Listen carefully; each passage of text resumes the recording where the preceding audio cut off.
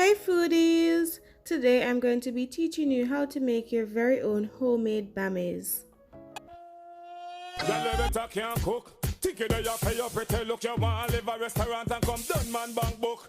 Cook, recipe book. So the main ingredient is cassava. This is 1 pound of cassava, and this is how cassava looks. This is sweet cassava, by the way. The outer part of it is a bit hard, so I'm going to peel this by using a knife, or you may use a peeler.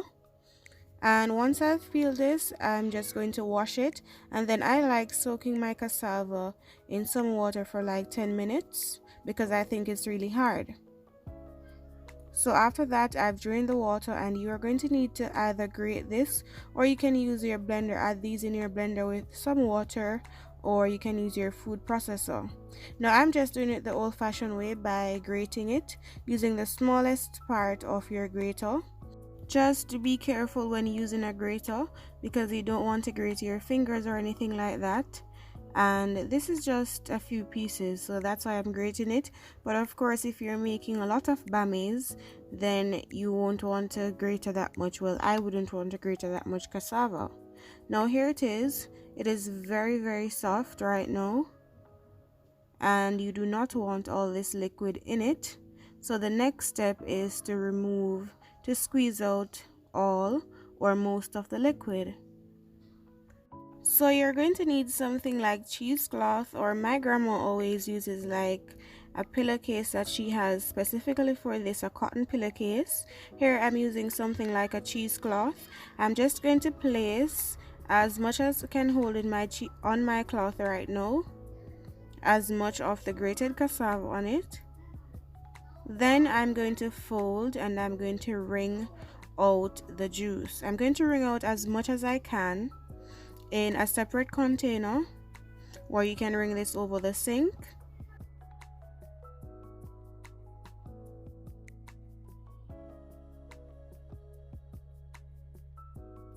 Remove as much of the liquid as you can, but you still want to leave it just a little damped, and you'll see why further on.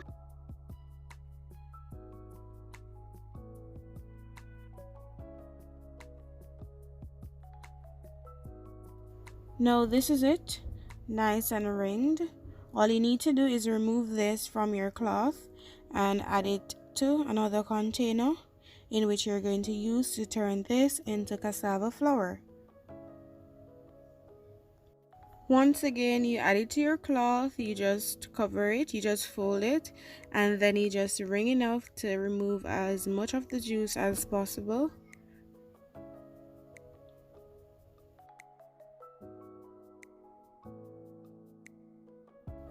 And then you just place it in another container.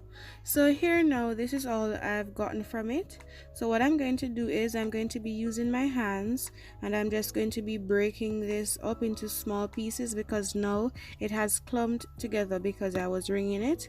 So use your fingers to kind of break this down a little and remove pieces of cassava that might be in it, like little chunks of cassava.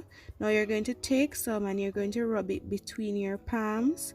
This will now help to get that cassava flour that we're looking for. Good, you just rub it between your palms, rub. And keep removing any little chunks of cassava that might be in it because we need this at a nice flour-like consistency.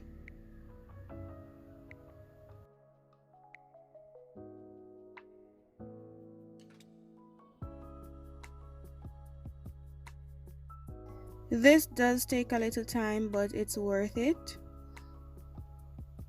Alright, now, so this is what you're looking for. This is how the cassava flour is supposed to look to make your bammies.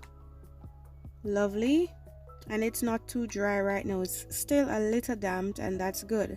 So now I'll be adding to this a half teaspoon of salt. It's a half teaspoon of salt to 1 pound of cassava, and you're just going to rub the salt in just as if you were just still trying to make the cassava flour. Perfect. You definitely don't want to add any more salt. You'd want these to not be fresh, but yeah, not be salty either.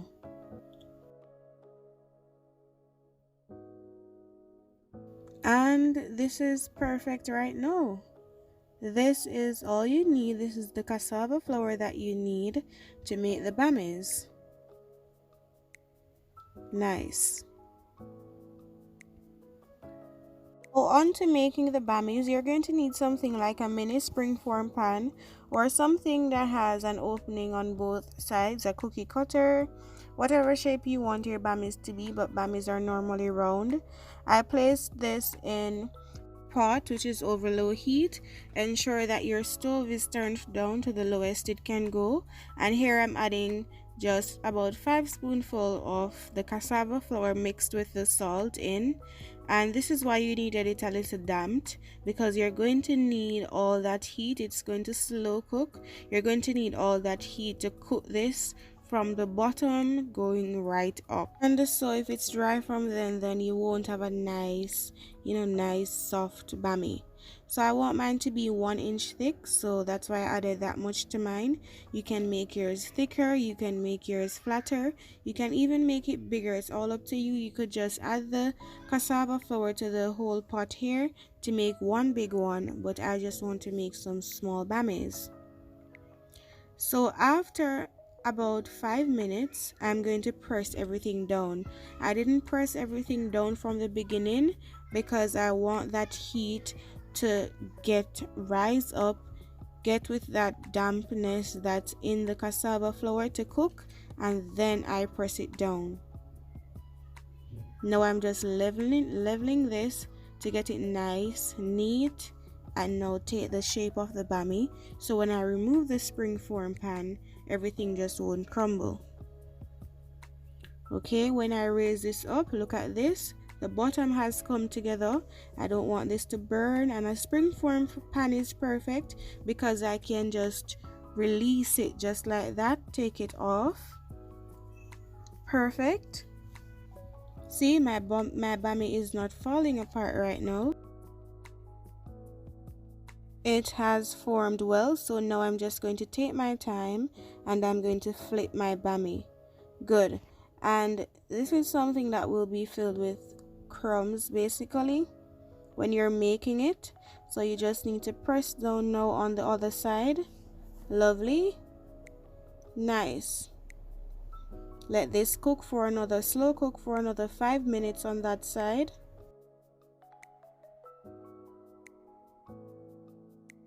And it is looking really well. Perfect. This is a nice soft bammy, and in total I got just 3 bammies from my 1 pound of cassava. You can just eat these now as they're nice and hot. They'll be great just like this. I normally eat them like this when my grandma makes them, but if I leave them overnight, I normally cook them another way. So here's one bammy the next day. I'm going to now make this bammy to eat with my breakfast. I'm going to cut this in 4.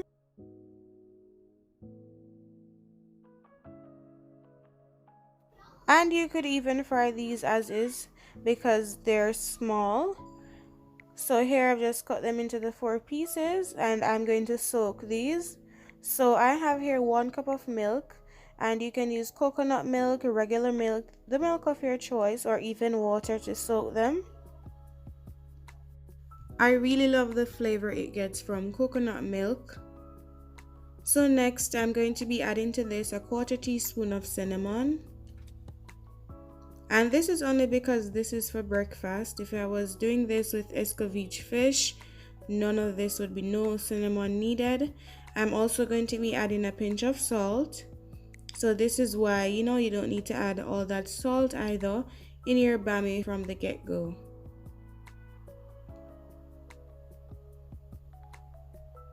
Now I'm going to mix everything together.